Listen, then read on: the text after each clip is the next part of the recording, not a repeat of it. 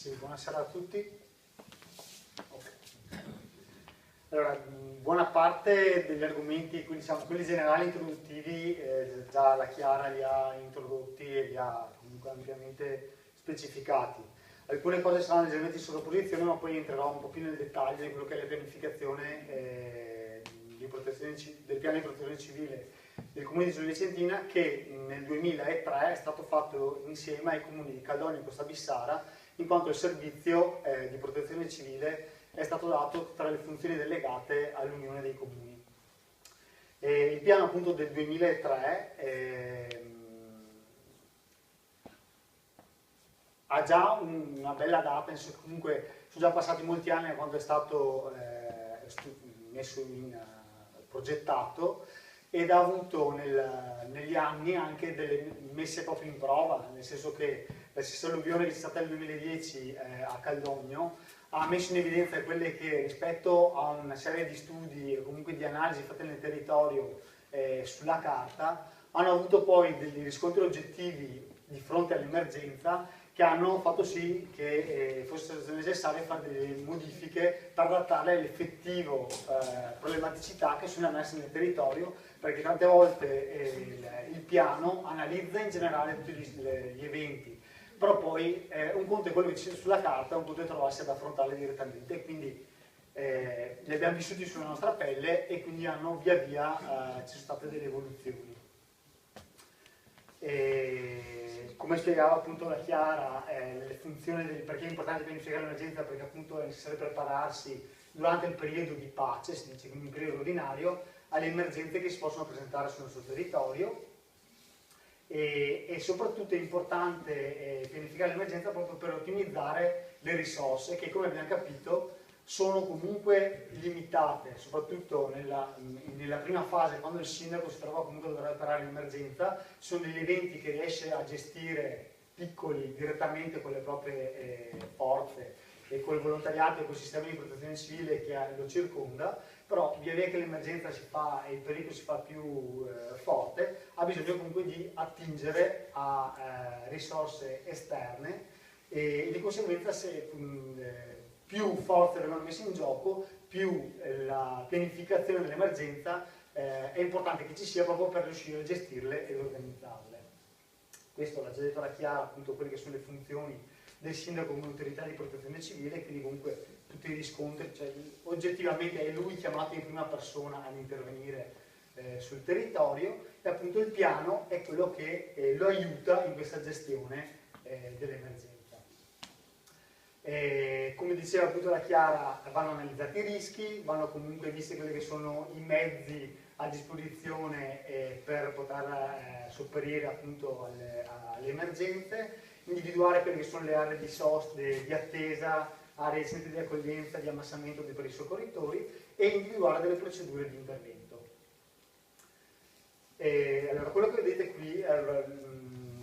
gli studi, tra cui anche quello della microzonazione sismica, sono tutti degli studi che sono necessari alla pianificazione per realizzare il piano di protezione civile, zonizzazione sismica, lo studio, il piano delle acque, lo studio geologico del territorio, gli eventi di incidente rilevante presenti nel territorio dovuti magari a determinate fabbriche insediate all'isola Vicentina,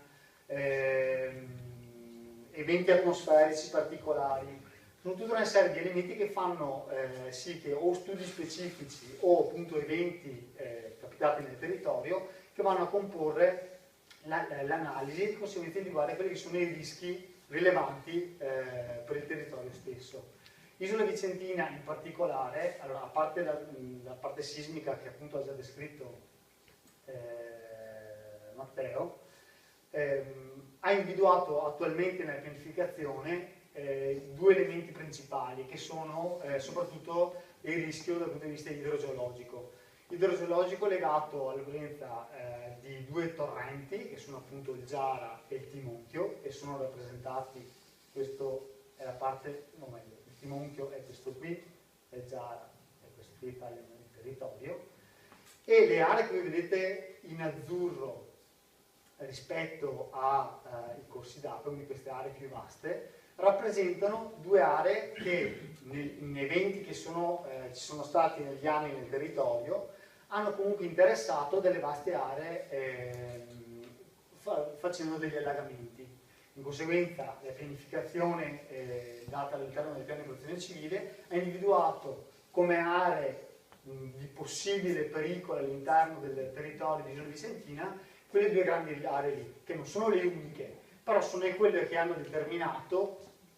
negli anni degli eventi di maggior rilevanza. Lo stesso ragionamento che si faceva prima per il sisma, che ci sono le faglie, e le faglie sono più o meno larghe, hanno più o meno degli indici di pericolosità. Lo stesso nelle analisi fatte sul territorio, queste appunto nel 2002, hanno determinato quelle aree.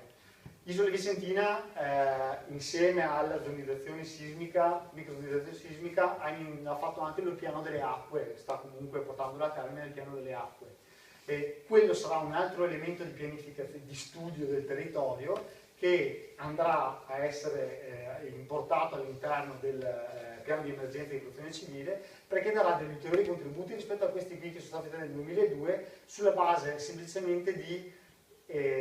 esperienze o eventi registrati all'interno di appunto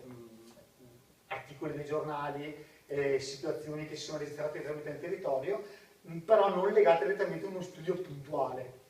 Il piano delle acque, come la microzonizzazione sismica, invece sono degli studi puntuali sul territorio che analizzano appunto quello che è la morfologia e la tipologia di terreni che sono presenti, e quindi vanno a dare un maggior dettaglio. Per questo prima vi dicevo che il piano del 2002 di Isola ha necessità di essere comunque integrato e migliorato, tant'è che noi quest'anno abbiamo anche come Unione dei Comuni incaricato un aggiornamento della pianificazione che appunto va ad essere implementata con tutti questi studi aggiuntivi. Altro elemento per il territorio di Isola Vicentina importante è la parte della geologica, quindi i versanti collinari. Qui le colline di Isola Vicentina sono rappresentate appunto da queste aree in rosa, e sono quelle che dal punto di vista geologico possono essere interessate da fenomeni di frana. Noi nel 2010 non abbiamo avuto, mentre il territorio dell'Unione, soprattutto Caldogno con l'alluvione e Costa Bissara, poco comunque però sono interessati da aree che comunque sono andate sott'acqua, hanno avuto appunto il problema principalmente idraulico alle reti secondarie, perché comunque a parte Caldogno che ha avuto le reti principali, però Costa Bissara ha avuto reti secondarie. Isola Vicentina ha avuto anche lei delle reti secondarie dal punto di vista idraulico, ma la grossa problematicità che ha avuto è stato legato al cedimento di versanti collinari. La strada che collega comunque Ignaro a Torreselle, il versante ha avuto comunque dei cedimenti, è stata interrotta. Moltissimi dei contributi che il Comune ha percepito da parte della Regione per il miglioramento e la messa in sicurezza del territorio sono stati legati proprio a sistemazioni geologiche dei versanti collinari. Tant'è che se voi girate per il territorio di Isola Vicentina, soprattutto nella parte collinare, trovate comunque molti di questi interventi di adeguamento, e anche questa è prevenzione o messa in sicurezza del territorio in funzione delle emergenze che qui si possono presentare.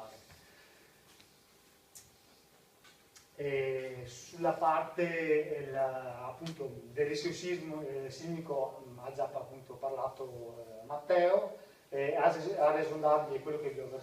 indicato prima, e i versanti collinari. Voi qui vi trovate 3 cartine. Questa è quella che in territorio della provincia di Vicenza, la questione appunto delle sismicità che dicevamo prima. Questa vi rappresenta quelli che sono i versanti collinari di Isola Vicentina, e questo invece è rispetto all'Unione dei Comuni quelli che sono stati gli eventi. Qui non vedete quella di Caldogno del 2010, ma comunque vedete che sono stati gli eventi dal punto di vista idraulico presenti nel territorio di tutta l'Unione dei Comuni. Isola, vedete che sono le 2 aree di prima.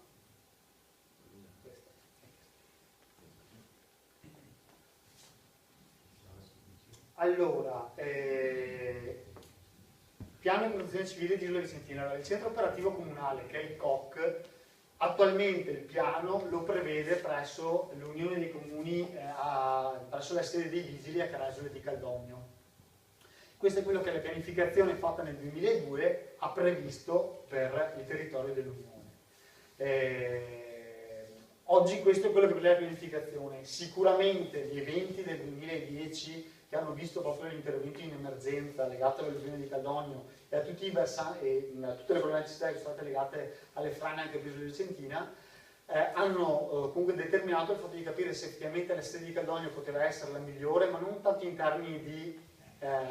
che vada sotto acqua o che arriva una frana, perché la sede dell'Unione non ha avuto nessuno di questi tipi di problematicità, anzi aveva il problema dell'esondazione a 50 metri, ma quell'area lì è stata sempre collegata con il resto del territorio e quindi diciamo è una posizione che dal punto di vista idraulico effettivamente era direttamente collegabile con Isola, con Costa Bissara e con Vicenza, a parte via Sant'Antonino che è quella che è stata oggetto dell'allagamento, però si riusciva ad arrivare, c'erano delle vie alternative a una principale che potevano collegarli. Effettivamente ci si sta rendendo conto, e questo sarà oggetto della pianificazione nuova, che può essere necessario, e la popolazione lo legge come importante, avere comunque un centro operativo comunale il più possibile magari vicino a quello che è il luogo dell'evento, anche se, vediamo anche adesso col sisma una cosa, tante volte succede che anche con l'evento dei sisma il comune stesso, che magari nel 90% dei casi è la sede del COC, crolli che è quello, che è quello, e di conseguenza avere comunque delle sedi alternative e già programmate in pianificazione è comunque una cosa molto importante. Attualmente per noi il COC è presso la polizia locale a Caresole di Caldogno, per tutti e tre i comuni, quelli della sede. Cos'è il COC? Il COC appunto è il centro operativo comunale dove il sindaco, l'autorità di protezione civile, attivamente mette in gioco, attua il piano e crea le condizioni per mettere appunto la popolazione e il territorio in sicurezza rispetto all'evento che si è venuto a creare. Il sindaco però nel centro operativo comunale si avvale di una serie di funzioni di supporto, perché è vero che lui è responsabile unico, però nel prendere le decisioni rispetto al territorio e nell'analizzare il piano di protezione civile si avvale comunque di funzioni di supporto e quindi comunque di collaboratori che lo coadiuvano nelle sue scelte, o perlomeno lo mettono al corrente o le danno tutte quelle informazioni per poter comunque poi prendere delle scelte condivise e più opportune rispetto alla popolazione. Questa è l'elencazione delle varie funzioni di supporto che non vi sto qui a dire, sono comunque 14 e sicuramente quelle più importanti sono appunto la parte tecnica, la parte della sanità, il volontariato, per dire quelli che sono comunque gli elementi principali, ma comunque sono rappresentate un po' tutte le problematicità e comunque tutte le funzionalità che permettono il ripristino delle condizioni comunque di normalità all'interno del territorio a seguito comunque di un evento calamitoso o di altro tipo, come un incidente di una fabbrica o di quant'altro. Le aree appunto di accoglienza, allora, cioè le aree di emergenza si dividono appunto in tre grandi tipologie. Il nostro piano attualmente le ha semplicemente individuate come aree di emergenza, non è andato a dettagliare in maniera puntuale qual è l'area di attesa della popolazione, che l'area di attesa della popolazione è quello che è la primaria, in cui la popolazione nel momento in cui si crea l'evento si deve diciamo, andare a trovare per avere le prime informazioni di come comportarsi. E quindi la prima area di attesa appunto è quella di attesa della popolazione. Il periodo di utilizzo è comunque breve e serve che sia raggiungibile con i vari mezzi e comunque attraverso più percorsi. E lì è dove si prendono le prime informazioni, cioè si dice la popolazione è lì raggruppata per ricevere informazioni di cosa deve fare. La seconda area è quella di accoglienza alla popolazione e quindi qui è dove effettivamente si va poi a individuare le aree in cui si potrebbe passare molto tempo, o comunque un tempo molto più lungo, e a seconda del tipo di emergenza che si viene a creare potrebbe essere più importante avere, nel caso di sisma, uno spazio aperto in cui realizzare comunque dei campi tendati, perché appunto le strutture delle tende sono quelle che danno maggior tranquillità anche alla popolazione, a meno che il territorio non sia dotato di strutture antisismiche che possono comunque mantenere praticamente in sicurezza le popolazioni anche all'interno di edifici. Oppure in caso di emergenza idraulica sicuramente potrebbero essere comunque delle strutture al coperto, perché in quel caso non c'è il problema del sisma, ma comunque posso avere necessità, magari dato anche il clima o la situazione, di avere strutture al coperto. Quindi non è sempre detto che le aree di emergenza e i centri di accoglienza siano delle aree libere, ma potrebbero essere anche comunque degli edifici fisici su cui comunque far restare le persone per tempi prolungati. L'altro grandi aree importanti sono quelle appunto di ammassamento dei soccorritori, perché appunto quando si organizzano comunque gli interventi sul territorio, finché il sindaco riesce con le proprie risorse a operare, quindi attraverso le risorse del comune e i volontari di protezione civile,